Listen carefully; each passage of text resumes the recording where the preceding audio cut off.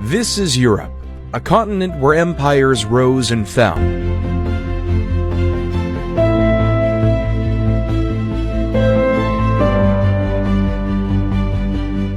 This idea of self-governance extended far beyond simple colonialist lines. In Europe, the French Revolution kicked off in 1789 with the storming of the Bastille on the 14th of July.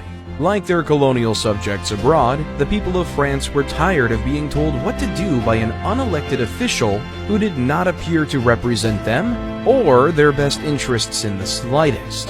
France's population had boomed since the start of the century, but French institutions were unable to keep up with the demands of their growing populace. A third of all Parisians did not have steady work, and France's ability to grow grain and crops was not enough to feed all the mouths in the cities. Add a highly taxed and overinflated economy, as well as Enlightenment thinking that directly challenged the king's divine right to rule, and you had the perfect conditions for revolution. Beginning with the storming of the Bastille on the 14th of July, 1789, France underwent a period of turbulent change.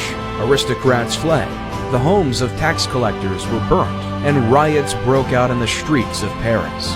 The final blow came when the National Assembly abolished feudalism and adopted the rights of man and of the citizen. The old order was finally gone.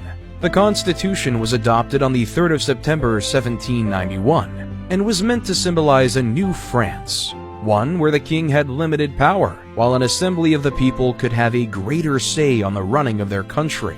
However, radical members of the newly formed French government wanted to see the king, Louis XVI, brought to trial and punished for his crimes against the French people. On the 10th of August 1792, the French king Louis XVI was arrested by a group of radical insurgents who stormed into his house and took the king as he slept. He was condemned to death on the 21st of January 1793, and his wife, Lady Marie Antoinette, followed just 9 months later. This was the beginning of the most violent and turbulent period of the French Revolution. This was the Reign of Terror. Intended to bolster revolutionary fervor, the Reign of Terror quickly degenerated into a settlement of personal grievances between the revolutionaries. The Legislative Assembly was replaced by the National Convention, which was directly under the control of an extremist Robespierre. Thousands were executed by the infamous guillotine, and the streets of Paris ran red with the blood of previously moderate revolutionaries. The reign continued until Robespierre's own execution on the 28th of July, 1794. By 1795, France had stabilized itself and emerged with a new, moderate national convention. Power lay in the hands of a 5-man directory, appointed by Parliament and supported by the French army. But the Directory's rule was unpopular and marred by financial crisis and corruption. Resentment began to fester across France once again, and before long, things were about to reach a boiling point once more. This resentment allowed for the opportunity of a terse man named Napoleon Bonaparte to rise to power. In 1799, amidst the chaos of the post-revolutionary period, Napoleon seized the moment and orchestrated a coup d'etat, catapulting himself into power as first consul of France. Determined to reshape the world, Napoleon embarked on a relentless campaign of conquest. With his grand army, he swept across Europe, leaving a trail of victories in his wake.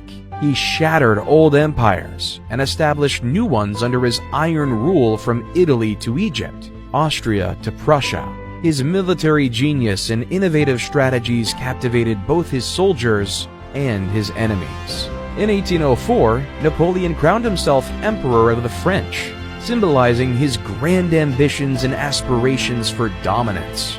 The Napoleonic era had begun, and Europe trembled before his might. His code of laws, the Napoleonic Code, brought stability and reforms to the territories under his control, leaving a lasting impact on legal systems worldwide. Yet, as Napoleon's empire expanded, so did the forces aligned against him.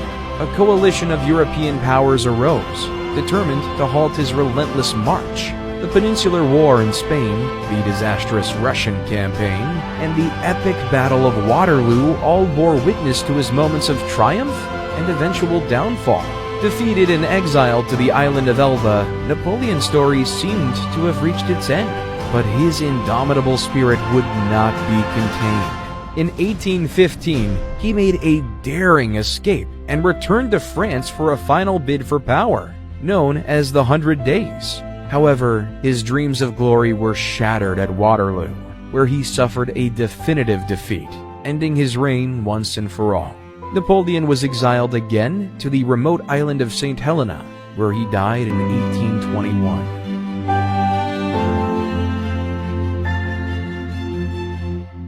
As Europe went on, workers poured into the new industrial centers. Villages exploded into significant cities like Lyons, Paris, and London in a few years. In these cities, the masses lived under appalling conditions in crowded slums and damp cellars. Working hours were around 14 hours a day, and the workers were slaves to the rhythm of the machines. As the world was producing more and more steel, silks, and cotton, rather than being a serf tied down to the land, they were tied down to the machine.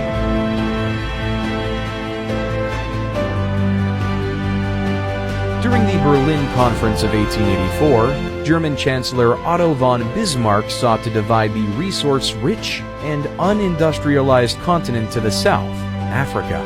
Britain cast its gaze upon Africa with its mighty navy and thirst for global dominance.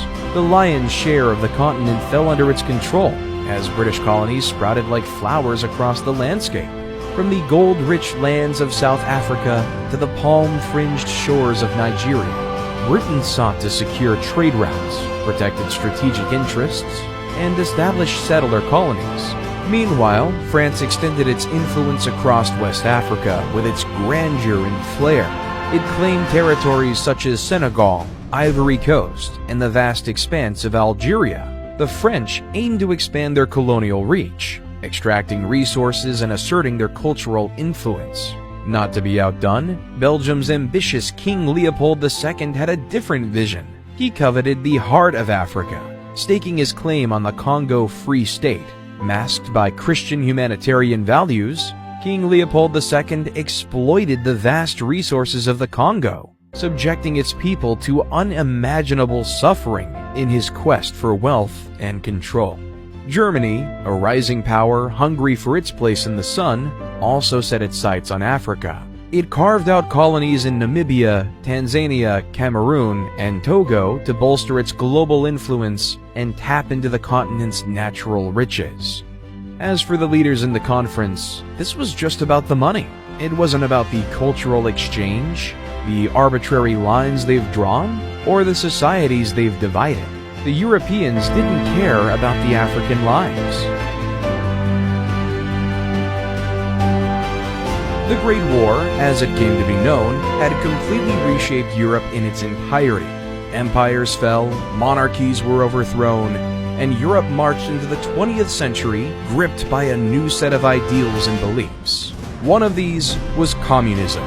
Made popular by the writings of German philosopher Karl Marx, Marxism promised to rid the world of the suffocating chains of classism, empowering the people and strengthening society through fair, equal, and socialist ideals. One European nation that took these beliefs and ran with them was Russia, who had suffered immensely during the First World War. The people who died in ditches and marched to their deaths on empty stomachs had grown tired of the ruling class's failure to address the real issues which plagued the Russian people. After a series of costly and disastrous military campaigns, Russia capitulated and fell into chaos as her army faced the prospect of a full-scale mutiny. Tsar Nicholas was forced to abdicate from the throne, ending 304 years of Romanov rule in Russia, in the hopes that the people would be appeased following the establishment of the new provisional government. They were not. And before long, Russia was ruled by two political organizations, the Provisional Government and the Soviets. From there, factions began to splinter off, each fighting for control and influence. One of these were the far left-leaning Bolsheviks. Led by the charismatic Vladimir Lenin, they grew in power immensely, promising peace, land, and bread to the starved, downtrodden, and war-weary Russian population. Tensions rose as the Bolsheviks gained power and established their own militia capable of overthrowing the provisional government. On the 7th of October, the Bolsheviks did just that. They launched an armed insurrection in Petrograd and overthrew the provisional government, becoming the first communist leaders of Europe. But while they were popular in urban areas, not all of Russia was as welcoming of their new socialist leaders. After the October Revolution, Russia was plunged into civil war. On one side, the Reds, communists, Bolsheviks, and members of the new Soviet government.